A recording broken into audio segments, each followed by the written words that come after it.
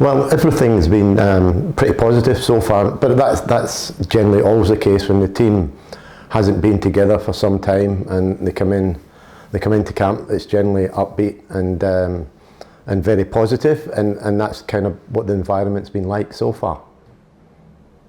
As always, please use the raise your hand function, and I will come to you in terms of questions. I guess it's the traditional start off with Anna Harrington. Tom, hope you're well. Thanks, Anna. Echo here. But just first up, in terms of availability, is everyone in your squad ready to go? How's everyone looking? Everyone's looking pretty good. Like anything, there's a couple of little bits and pieces of knocks. There's a couple of players coming back from injury that we need to be a little bit more careful of, in the sense that we're playing 2 games in 4 days. So there's always a few little bits and pieces, but generally the squad that's in here at the moment has everybody, apart from maybe 1 or 2 players, training completely fully. I guess one of them I've asked about would be Steph Catley, given she's not played a heap for Arsenal recently. And the other thing, Tom, is just we had Ellie yesterday saying how determined this team is to get results starting from now. These might be friendlies, but obviously rankings, points, looking towards things like the World Cup. It feels like there is a real intent about this team. How important is it to get results out of these friendlies? I think it's very important. As I said, I think there's 2 things that I'm looking towards in this camp. One is for the team to put in a really good, solid, positive performance to bring back that confidence in the team. But at the same time, it's really important to get results. So if someone gave me a choice right now to say, well, would you want a good performance or do you want a result? Right at this moment in time, I would say we want a result, and this team is fairly desperate to get back on a winning track again. Vince and then Marco. Thanks, Anne. G'day, Tom. Hi, Vince. Curious to know, are you involved at any level at all in terms of Football Australia's search for a new coach? Have they asked you for any input on the direction they should go, or do you have any thoughts on where this team should go, in your opinion? No, I haven't had any discussions with Football Australia. I've left that up to them. Particularly at this moment in time, I'm focused on getting the team organised and getting things sorted here, which, as you would be aware, Vince, is taking up more than enough of my time. So at this stage, Football Australia, that's a blast from the past. Football Australia are looking after the recruitment of the new full-time long-term coach. Follow up, Vince? Australia, no good. I know that well, so there you go. It just shows my age. I'm giving my age away straight away. We love it, mate. Also, just wanted to ask you as well, I know your focus is on this camp, but I know you mentioned a week or so ago that you were keen to talk to Sam at some point, see if you guys could bring her into a camp at any point between now and I guess the end of the year. Is that looking likely, and do you have any visibility on her comeback plans? Because the sort of word that's coming out of Chelsea is just a little bit, they're not putting any timelines on it. Yeah, that's correct. There aren't any real timelines on her coming back. The key thing, and I have spoken to Sam, and the key thing that I think everyone stressed, the Chelsea staff, the Chelsea medical people and our own people, is that it's really important for Sam to take as long as it takes to make sure she comes back fully without cutting any corners. So, and that's a process that she's taken. At the moment, she's in the midst of that and really having some important parts of her treatment. So at this stage, she won't be joining us on this tour. What happens a bit later in the year, we'll address at that time, because I honestly don't know. But again, we just go off the key premise in all of this is getting Sam back on the football field as safely as possible, and to make sure when she comes back, she's going to come back for a long time. Marco. G'day, Tom. Just speaking to a few of the players this week, it seems that maybe with some, after what happened at the Olympics, their sort of confidence is down, and maybe, the sort of belief isn't what it used to be. Have you had to work on that much this week in terms of, reminding the team what they had done before and what they still can do in the future? I think I think the team was a bit beaten up after the outcome of the Olympics. There's no point in denying that, and the confidence, I think, within the group and within the squad was a bit low, because obviously this team has got high expectations. But I think, athletes are a resilient bunch. That's to play at the top level. You have to be resilient. You have to come back and bounce back after bad results or bad tournaments. To be honest, I think the team did come into camp feeling a little bit low, but a couple of days in the training field, everybody back together again, and the mood from my perspective has been upbeat and very positive. Was that with the belief and sort of being a bit low, was that more with the experienced players or the younger players, or was it a mix? I think that the experienced players lead the mood in the team. They're the most important ones. And we've got a fantastic group of senior players. And as we mentioned a bit earlier in this meeting, is that this team was hurt by what happened at the Olympics, and they're desperate to get back on a winning track. And all of that starts from the leaders and from the experienced players in this team. And we've got a great bunch of professionals. And then in amongst that, obviously, there's a lot of young players coming into camp, some for the first time, some who have been in a few times. And it's important for us to create both a positive environment from the senior players' perspective, but also an environment that welcomes the young players in so that they come in a confident frame of mind. Back to Anna.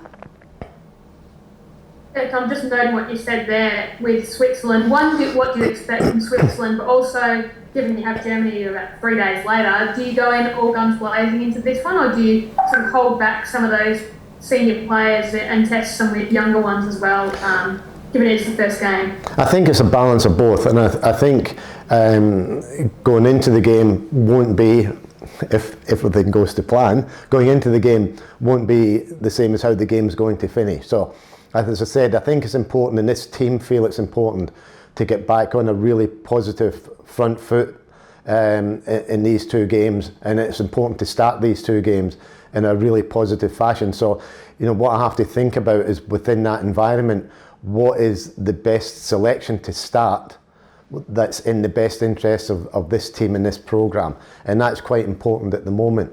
And as has been alluded to earlier in our conversations, is that the team, and particularly our senior players, are desperate to get back into a winning mentality. So we have to go into these two games with that thought process as being the most important one. What I expect from Switzerland is that they're playing at home. They have the Euros here next year, so it's a very important game for them. So it's going to be a very, very difficult, tough game. Vince? Tom, I imagine a lot of people in Australian football may not know the name Danielle Gall right now, but that probably will in the years to come. Just keen to know, what you've taken from her performances in camp so far, and just what you've seen from her development since she moved to the Netherlands. Yeah, look, she's doing very well. I've followed Danielle's development, over the last 2 or 3 years quite closely, because in my previous role at West Sydney Wanderers, we desperately tried to get her to sign for us, and unfortunately lost out to Melbourne City. Despite that, I've still selected her for the national team. Anyway, look, she's a rising talent. She's got all ticks all the football boxes. That's got the qualities that's going to make a high level professional player. I had a meeting with her yesterday, and she's settled in really well in the Netherlands. Feel it's been really good for her development in that environment, actually taking her out of her comfort zone, moving out of Australia at a very, still a very young age, and getting into a full-time professional environment has certainly helped her confidence and helped her development.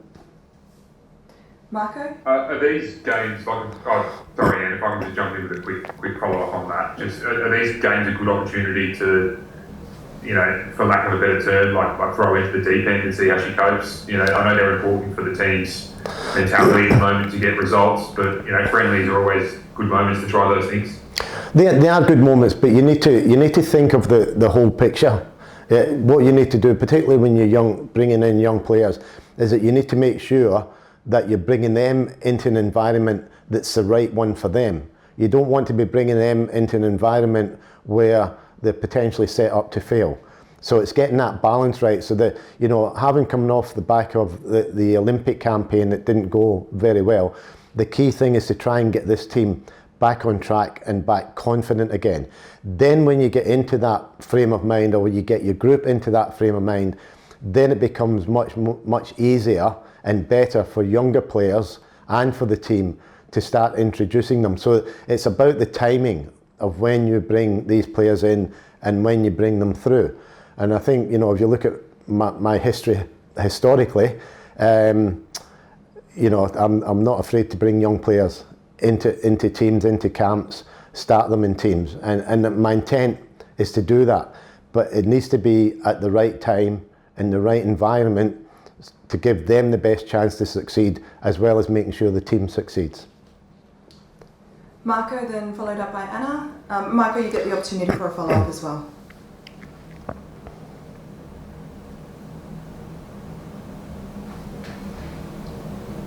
Hi, Marco. I think you're on mute. Sorry. That's okay, Mark. You get one more chance, Marco. From what you were just saying, does that mean in terms of the starting team on the weekend, we can expect pretty much the players that have been in that team for a long time? Marco, you don't want me to tell you the team this early, do you? I'm not going to fall for that one. Look, we're thinking about the team. We'll know what the team is probably after today's training session. And as I say, what we need to do as a staff, as a group, is sit down and think what we think is the best starting team for both of these games. And the programme isn't about these two games. The important thing, and I've stressed this to the players, in some ways this is the start of our preparation for the Asian Cup. And what's important is to get this team and this programme sort of back on track, back in a really confident frame of mind. And to do that, then we need to work through the minefield of what the best way is to select teams right now, and at the same time, the best environment and the best times to start to introduce players to look ahead to the future. Thanks, Tom. Pleasure. Final two questions. We'll go Anna. Yeah, Tom, I meant to ask before, Steph Catley, I know she's had a bit of a bumpy start to her season with Arsenal, a few soft tissue injuries the last couple of years. Is she right to go for Switzerland? Look, if it was a cup final tomorrow, then absolutely right to go. But again, you know, there's a lot of things you have to balance out in selections. First, and the most important, is Steph's health. She has trained fully up to now, but she hasn't had a lot of game time so far in the pre-season, and her season's been a little bit interrupted. So we've got, as I say, our first responsibility is towards the player, and we need to make sure as best we can that all of our players come through this camp healthy.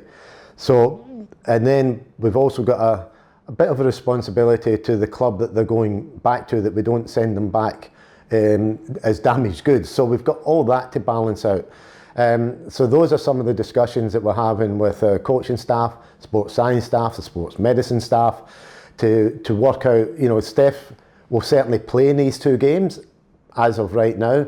How much and when, I really don't have that answer at this particular moment in time. And just the players that we've had,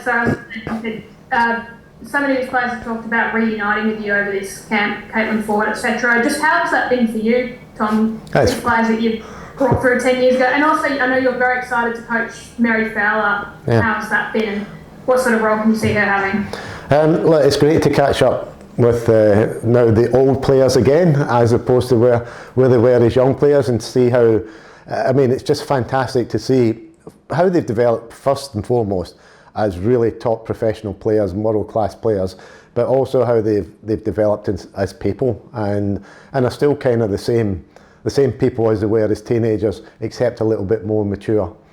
Mary Fowler, yeah, an exceptional talent. There's two or three exceptionally talented players in this team, and I think, you know, one of my key focuses is for those players to really start to you know, they haven't been bit players, don't get me wrong, they've been really important players in the team, but to really then to start to take their game to another level, that's what I would like to see with those players that have got real talent.